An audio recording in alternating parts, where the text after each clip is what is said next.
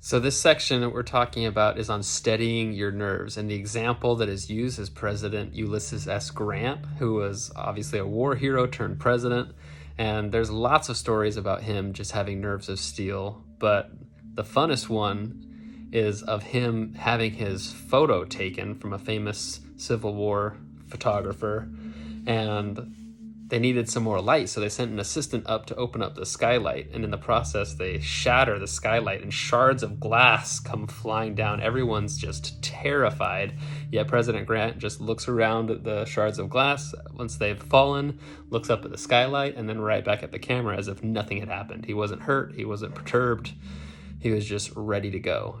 And apparently that's the way he was as a war hero too, that he, in the face of danger, could just keep a clear head.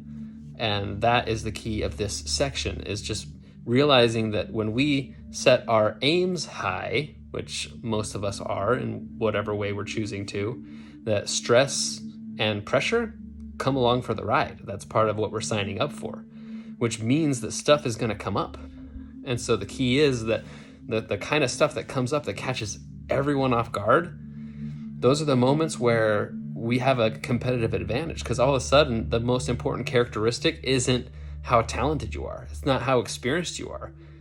In those moments, the most important characteristics that you have are grace and poise, because in a crisis, those are the things that are needed first before we can deploy anything else. The key thing to remember here is that in a crisis, if our nerve holds, then it's not a crisis at all.